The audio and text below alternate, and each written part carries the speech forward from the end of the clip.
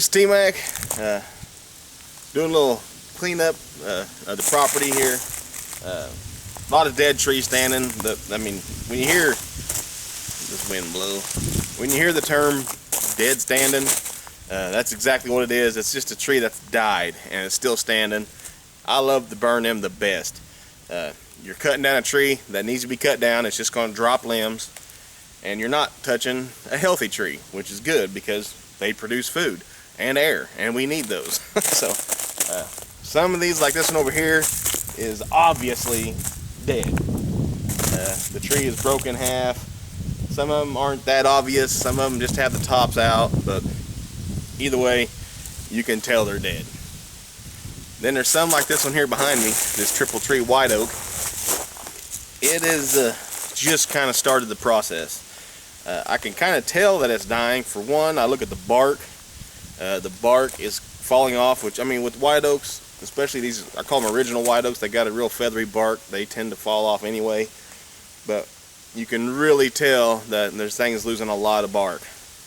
And the bark is very important to a tree, and they have to have it. So when you start seeing it go, you know the tree's not too far behind as far as dying goes. And it always starts at the top and works its way down. The top is the farthest away from water and nutrients that it gathers.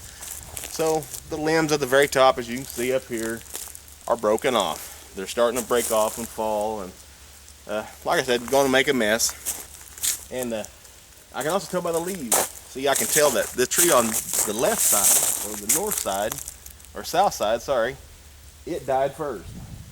And now it's working its way over to the north side tree. You can tell by the leaves. The leaves on the left, really dry and wrinkly. Man, they went through a couple summers, probably at least last summer, getting burnt and not getting nutrients, so they died.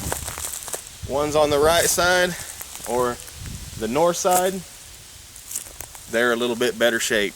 They look a little closer to leaves like right here. You know, just your standard dead leaf, but you can tell that one side of that tree's dying and it's filtering over to the next side. So I'm gonna cut it down. I haven't cut a living tree down, maybe one or two in the last umpteen years.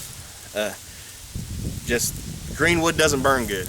Greenwood causes a buildup in your pipes, in the top, in your cap, and I can't remember what it's called right now. Give me a second, I might remember it. But anyway, it causes this gooey, tarry buildup that can catch fire and start flue fires.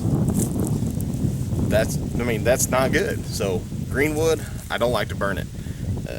Plus, like I said, living trees drop acorns, deer eat acorns. I kill deer, I eat deer. Living trees make air, I breathe air. You know, duh, makes sense to me. So as long as I've got, and I've been doing a lot of cleanup, and I've cut down quite a few of these dead standing trees, all the ones with the tops out that are very noticeable that I can tell. I can see if they're here that I've got a few more that are dead standing that need to come down, and those are the ones I'm going to pick.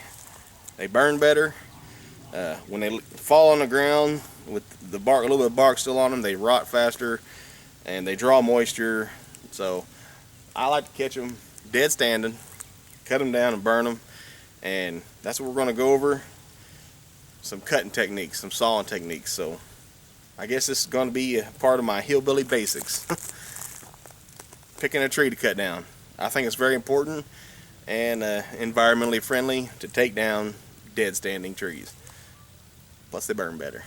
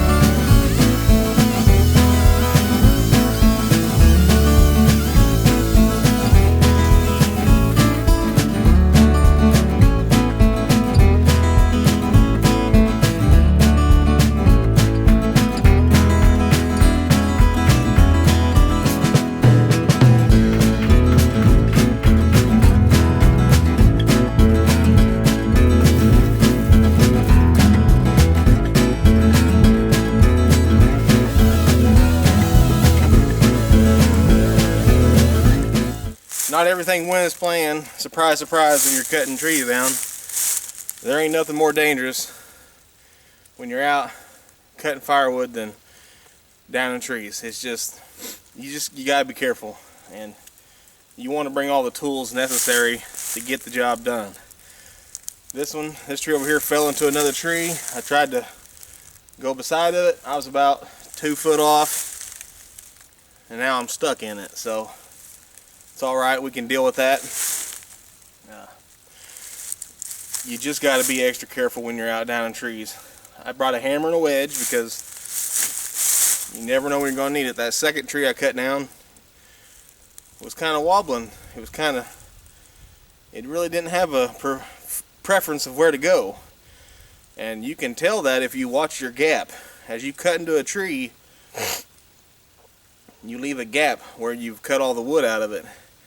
And if you watch that gap flex, if it starts pinching, it's falling back towards you. If it starts gapping, it's falling away from you. You can just watch that gap and tell what the tree's doing. You know, first thing you want to look up, make sure there's nothing hanging off of it. That's a widowmaker. They're called widowmakers for a reason. They will kill you. And it doesn't have to be in the tree you're cutting. It can be in the tree next to it. The tree you're cutting disturbs that tree. Smash, you're done. So always got to be looking out for widowmakers, especially when you're down in trees, and keeping an eye on your gap. And the way I like to cut trees down, the way I was always shown, is if you got your log here, I'll put a little notch the way I want it to go. Doesn't always work that way. Then I cut the farthest edge away from me to my notch. Then I will tilt back, cut the furthest edge to me to my notch, so that the only thing holding that tree together is the center. And then that'll let you know which way it wants to go. Very seldom are you going to force a tree to go where you want it. That one was balanced enough. Drive a wedge, knock it over. I got 2 laying here where I want them. This one, not so much. But we're going to work on it. Probably not today, but the one safety tip I didn't have on, and I really should. My friend Becky, she's going to be so mad. Eye protection. 90% of your accidents in the woods when you're cutting trees with a chainsaw, getting something in your eye. So I'm going to get me some eye protection, and I wanted to show you this tree. This is, my wife said, "Why are you cutting them trees down?" You know, she loves her trees, and so do I. But see that's the outer layer next to the bark. And that's where all the nutrition and all the water comes up your bark. And see that? That's rotten right there. So it was dying. They die from the outside in unless they're hollowed out. And that's what these were doing. This one here is real bad. See all that rot right there? About 1 inch of it all the way around. So that's why I'm cutting them. This one had just started rotting. Right here, you can see that. And of course that center was rotten out of it. So